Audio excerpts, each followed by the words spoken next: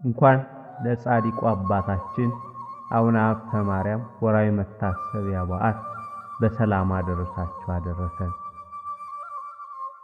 እንደ አምላክ በሚሆን በአብ በወልድ በመንፈስ ቅዱስ ስም የካቲት 26 በዚች ዕለት ጻድቁ አባታችን የአቡነ ሀብተ ማርያም ወርሃዊ መታሰቢያ በዓሉ ነው።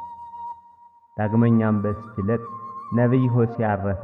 የከበረ ቅዱስ ሳዶቅ በሰማዕትነት አረፈ። የካቲት 26 በዚች ዕለት ዖዝያ ይባል የነበረው እውነተኛ ነቢይ ሆሴዕ በዚች ዕለት አረፈ። ዳግመኛም ይህ ነቢይ ከአራቱ የይሁዳ ነገሥታት ዘመን ትንቢት ተናገረ። እኒህም ዖዝያን፣ ኢዮታም፣ አካዝና ሕዝቅያስ ናቸው። በትንቢቱም ድንቆች ሥራዎችን ተናገረ። የእስራኤልንም ልጆች ብሎም ጠራቸው። እግዚአብሔርም ቁጣውን ከነርሱ እንደማይመልስ አስረዳቸው።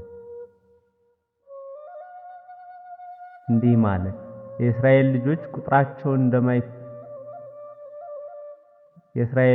ቁጥራቸው እንደማይሰፈርና እንደማይቆጠር የባሕር አሸዋ ቢሆን ከጥቂት በቀር አይተርፍም ማለት። ስለ አሕዛብም በእግዚአብሔር ማመን ተናገረ። እንዲህ ማለት እኔ ወገኖች ያልሆኑትን እጠራቸዋለሁ፣ እነርሱም ይሰሙኛል። ዳግመኛም ስለ መድኃኒታችን መከራ መቀበልና በከበረ ደሙ ስለ መዳናችን ስለ ትንሣኤውም እንዲህ ብሎ ተናገረ። እሱ በመከራ ገርፎ ይድነናል፣ እርሱ በመከራ ተገርፎ ያድነናል፣ እርሱም በመከራ ቁስሎ ይቅር ይለናል። ሲያድነንም በሁለተኛው ቀን ነው። በሦስተኛውም ቀን ድነን በሱ ፊት እንነሳለን። እግዚአብሔርን ማውቀን እንከተለው ዘንድ ስለ ሞት ሥልጣን መሻር ስለ መቃብር መሸነፍ እንዲህ ብሎ ትንቢት ተናገረ። ሞት ይዘህ ማስቀረትህ መቃብርስ ድል መንሳት ወዴት ነው? ትንቢትን እየተናገረ 70 ዓመት ያህል ኑሮ በበጎ ሽምግልና ከዚህ ዓለም አረፈ። የዚህ ጻድቅ ነቢይ ረድኤቱና በረከቱ በሁላችን ላይ ይደር ለዘላለሙ አሜን። ዳግመኛም በዚች ዕለት የከበሩ ሳዶቅና ከእርሱ ጋር የሆኑ 2008 ሰዎች በሰማዕትነት አረፉ። ይህንንም የከበረ ሳዶቅን ለፀሐይ ይሰግድ ዘንድ የፋርስ ንጉሥ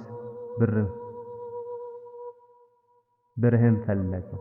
ቅዱስም ለፈጣሪዋ እንጂ ለምትታይ ፀሐይ ልሰግድ ከእናቴ ማኅፀን አልወጣሁም ብሎ መለሰለት።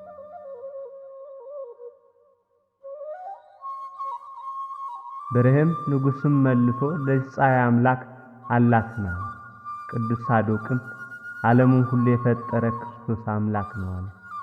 ንጉሥም የቅዱስ ሳዶቅን ራስ በሰይፍ እንዲቆርጡ አዘዘ። የከበረ ሳዶቅም ቁሞ ወደ እግዚአብሔር ጸለየ። ከዚህም በኋላ ራሱን ዘንበል አድርጎ ቆረጡ። ያን ጊዜ ከሰማይ ብርሃን በላይ ወረደ። ከዚያ ያሉትም ሁሉ አይተው እኛ ሁላችንም በቅዱስ ሳዶቅ አምላክ የምናምን ክርስቲያን ነን ብለው ሁሉም ጮኹ። ንጉሥም ሁሉንም ራሳቸውን በሰይፍ እንዲቆርጡ አዘዘ። የሰማዕትነት አክሊልንም በመንግሥተ ሰማያት ተቀበሉ።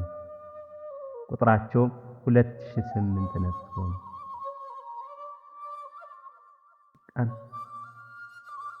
እግዚአብሔር ምስጋና ይሁን። እኛንም በከበሩ ቅዱሳን ጸሎት ይማረን፣ በረከታቸውም ከኛ ጋር ትኑር ለዘላለሙ አሜን።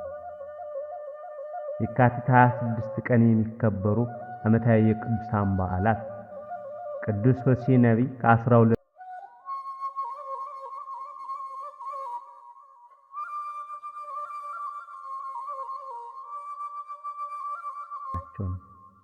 እንዲሁም በዚች ዕለት የሚከበሩ ወርሃዊ በዓላት ቅዱስ ቶማስ ሐዋርያ፣ አቡነ ሀብተ ማርያም ጻድቅ፣ አቡነ ኢየሱስ ሞዐ ዛይቅ፣ ቅዱስ ሰማዕት አስናግራን፣ አቡነ ሰላማ ከሳቴ ብርሃን በዚች ዕለት ይታሰባሉ።